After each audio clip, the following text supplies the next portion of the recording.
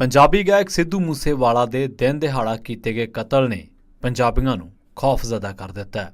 इस तो भी दुख की गल यह है कि ये कतल तो बाद हुण गैंगवार जां होर हिंसा के आसार वध चुके ने।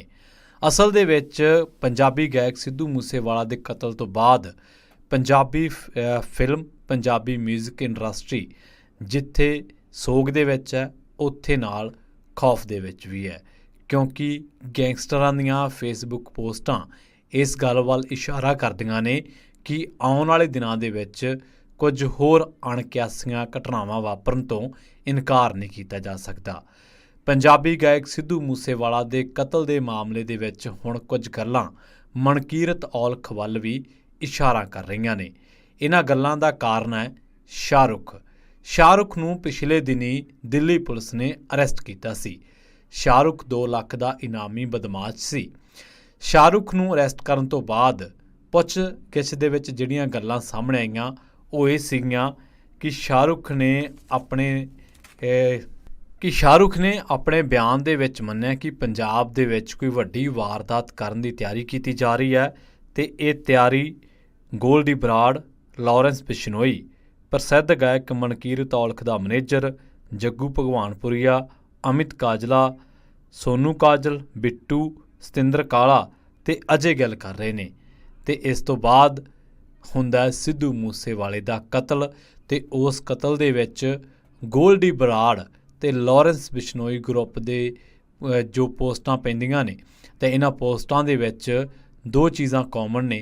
वो ये कि असीं विक्की मिड्डू खेड़ा दे कतल दा बदला लिया ते नाल ही गुरलाल बराड़ दे कतल दी भी बदला लैण दी भी गल कही गई। विक्की मिड्डू खेड़ा दे कतल दे मामले दे विच शगनप्रीत दा नाम बोलदा रहा। शगनप्रीत कौन है? शगनप्रीत सी सिद्धू मूसेवाले दा मैनेजर।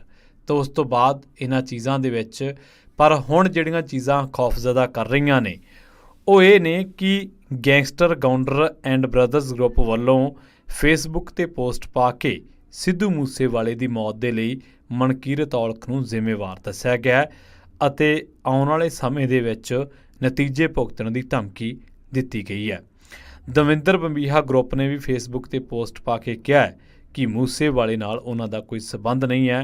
गाउंडर ग्रुप दी पोस्ट दे विच भी यही कहा गया है कि यह कतल दा संबंध पैसे नाल है, पैसे लईए कतल कीता गया। दिल्ली पुलिस ने जदों शाहरुख नूं गिरफ्तार कीता सी तां शाहरुख ने पंजाब दे विच वड्डी वारदात दी तैयारी करन दी गल जिहड़ी है ओह कही सी। उस तो बाद हुण मनकीरत औलख बारे चर्चा जिहड़ी है ओह लगातार जारी है ते जिहड़ियां जिम्मेवारियां लईआं गईआं ਉਹ ਇਹ ਲਈਆਂ गईआं कि सिद्धू मूसेवाला ਜਿਹੜਾ ਉਹ विक्की मिड्डू खेड़ा ते नाल ही गुरलाल बराड़ दे कतल दे लई जिम्मेवार है। शाहरुख बारे कहा जा रहा है कि वह कैनेडा दे विच बैठे गोल्डी बराड़ दे नाल सिग्नल ऐप ते गलबात करदा सी। सिद्धू मूसेवाला दे कतल तो बाद गोल्डी बराड़ ते लॉरेंस बिश्नोई दी ग्रुप दीआं पोस्टां पढ़ियां जाण तां उन्हां दे विच्चों विक्की मिड्डू खेड़ा, गुरलाल बराड़ दे कतल दीआं गल्लां आम तौर ते पढ़ियां जा रहीआं ने ते नाल ही अंकुत भादू इनकाउंटर मामले दे विच भी सिद्धू नूं जिम्मेवार दस्सिआ गया।